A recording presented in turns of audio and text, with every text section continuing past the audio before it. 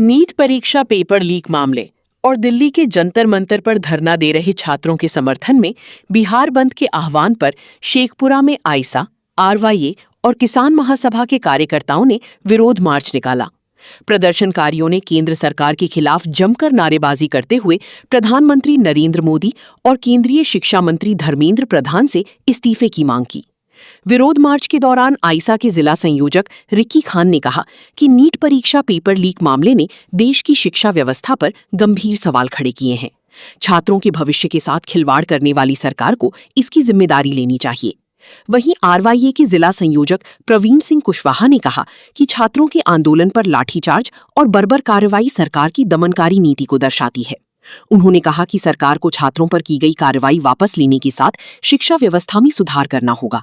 प्रदर्शन के दौरान शेखपुरा में बिहार बंद का व्यापक असर देखने को नहीं मिला। हालांकि विरोध मार्च को देखते हुए सड़कों पर प्रदर्शनकारियों की तुलना में बड़ी संख्या में पुलिस बल तैनात रहा। मार्च में किसान महासभा के नेता कमलेश प्रसाद, कमलेश कुमार मानव समेत कई छात्र और युवा नेता शामिल हुए। मार्च इसलिए निकाला गया है कि आप देख रहे होंगे कि पूरे भारत में एक आपातकालीन घोषित हो चुका है। इस देश के छात्रों के ऊपर बर्बरता के साथ लाठी पीटी जा रही है। इसी देश के हमारे छात्र हैं और इसी देश की भी मुद्दा है। इस सरकार में 7 सालों में 70 बार पेपर लीक हुई है और जब छात्र सड़कों पर इनसे उनका इस्तीफा मांगता है तो ये सरकारें इस्तीफा के बदले उन्हें लाठी और गोली दी जाती है। ये छात्र हरगिज तो बर्दाश्त नहीं करेगा।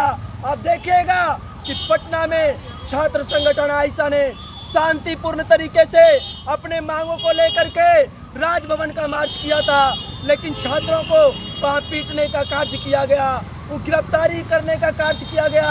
हमारे एमएलए संदीप सौरभ को नाटकीय ढंग से गिरफ्तार कर लिया गया।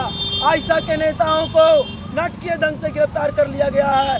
मैं इस सरकार को बताने आया हूँ कि अगर छात्रों पर बर्बरता नहीं रोकी गई, अगर छात्रों की गिरफ्तारी नहीं रोकी गई, अगर छात्रों के ऊपर लाठी बरसाना नहीं रोका गया तो याद रखिएगा ये अभी झांकी है और पूरी लड़ाई बाकी है।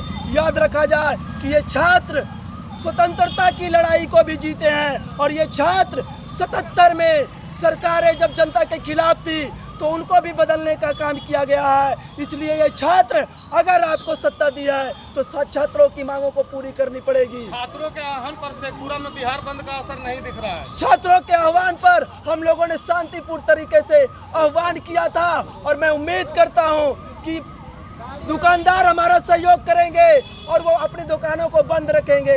हम प्रयास कर रहे हैं, लोगों से अपील कर रहे हैं। हम उतर मचाने वाले लोग नहीं हैं कि सेटरों को गिरा करके और लाठी के नोक पर उनके दुकानों को बंद कराएंगे।